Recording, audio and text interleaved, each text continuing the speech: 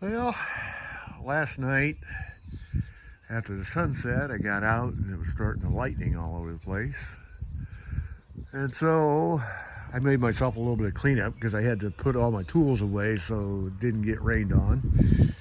And yeah, it rained overnight. Not a lot, but enough that I'm glad I got the tarps back over the lumber stack here. And I'm wishing I hadn't left that little tablet outside. It didn't get too wet. I'll let it dry out. Anyway, I got some dead wood here, or limbs that I've chopped off. I got to clean up here before I get into this too far. I did get a 2x4 out to recut that one that I broke yesterday. And hopefully here we're gonna get a few more things done here today. Ain't this fun? Here's your morning tulip tour. Those are really looking really cool.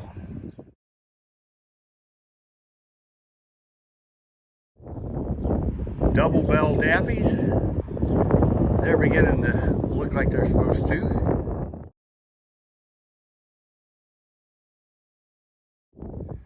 Late single bell dappies. They're beginning to look like they're supposed to. And the hostas over here are beginning to pop through really well. And pink tulips in the tire and hosta ring. And I was talking about maybe missing some lilies. There's the original one I showed you. There's the one. There's one. Here's one. And here's the one that's supposed to be back here. Evidently that's kind of spread a little bit, but here underneath the tulip, so I got all 5 of my red lilies. But they're all still there.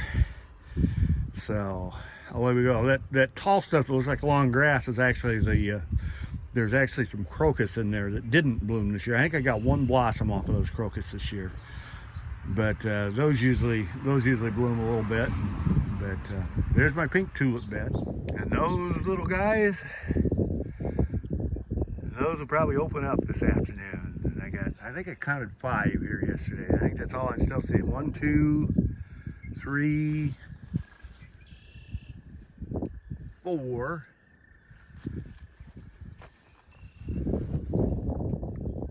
5. So that's not going to be a very big show.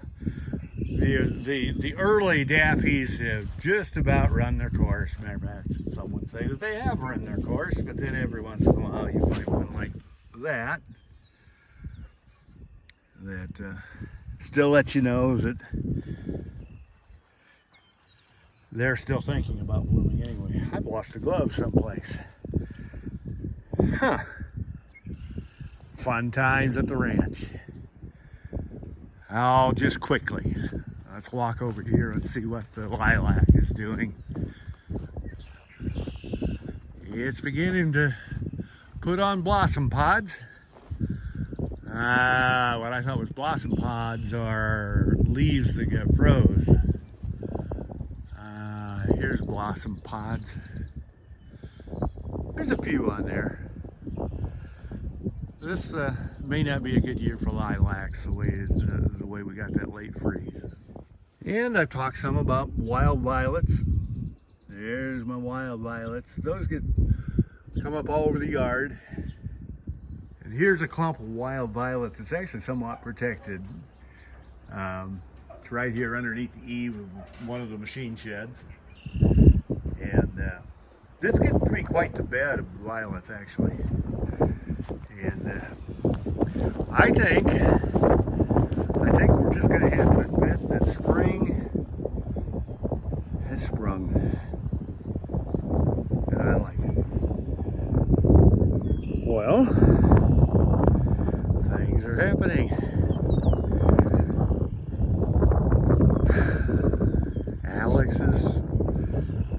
Alex's purple tree is growing. It's funny, when she was 5 years old, she's the oldest of the grandchildren.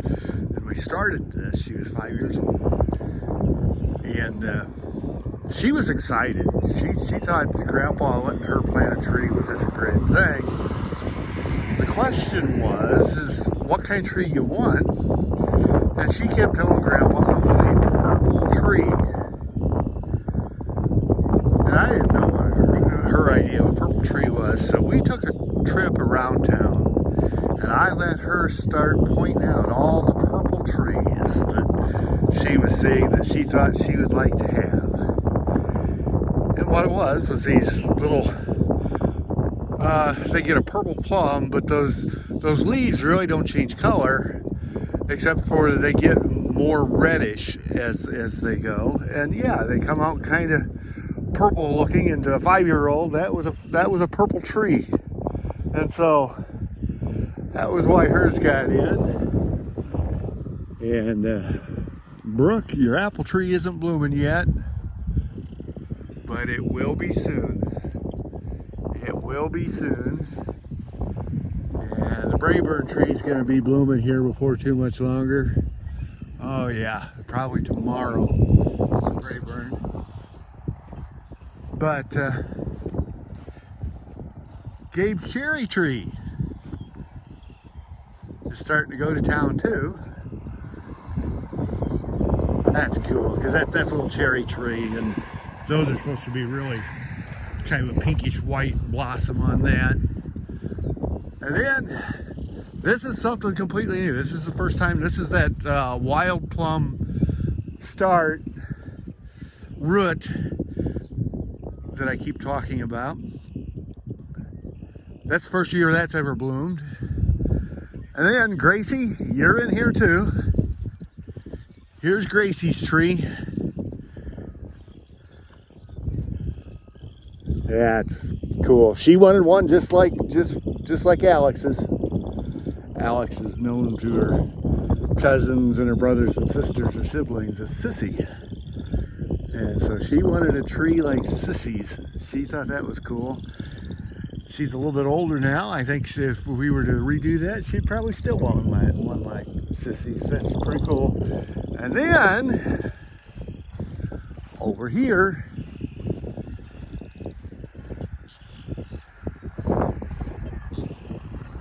the peach tree has a couple blossoms on it yet.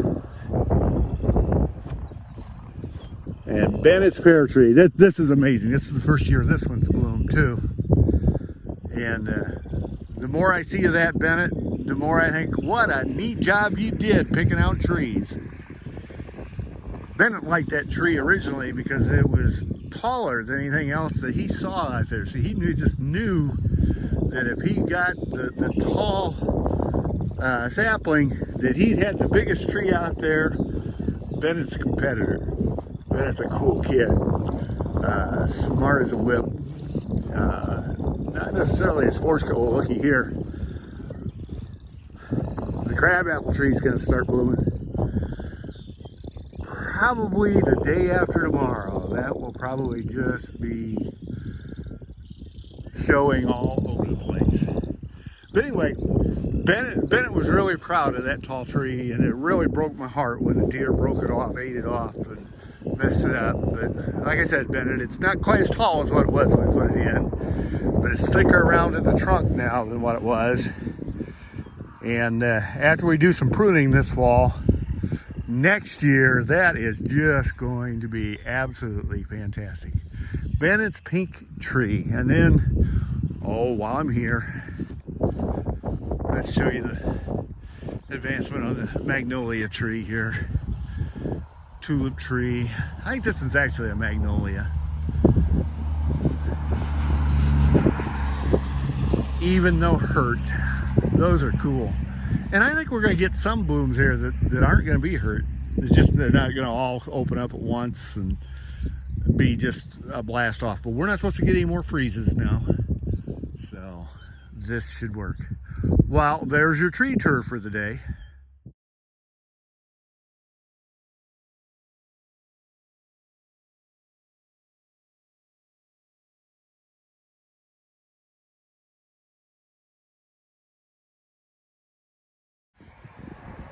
Well, guys, it's a little early here, we're gonna wind up today's videos. It's actually kind of beginning to rain here as we go, and according to the weather map, it's gonna rain most of the night. We've got a front that's really slow moving that's going around. We're not gonna get a sunset tonight, and so we just thought we would end it this way. And you saw videos from earlier this morning in regard to how things are looking. I think you can even begin to see the magnolia tree from here. I can see Bennett's tree from here. And tomorrow, I'm guessing we'll be able to see Gracie's tree. And who knows, maybe some stuff on the Braeburn tree as well. I'm actually seeing a few blossoms on Gabe's cherry tree there, right over the back of the tractor seat, up in that little tree that's just behind the tractor seat. From here, I can see blossoms on there. There's not a lot of them, but those will open up. That magnolia is just awesomely neat. And obviously I didn't get the brush pile that I stacked up earlier, didn't get that burnt. It's been just windy enough, I didn't want to do that. But there we are. That's Friday. Been a busy day. It's been a good day. And I sure hope that yours has been as good as mine, and I'm hoping for an even better one for both of us on Saturday. Well, good evening, folks. We'll see you tomorrow.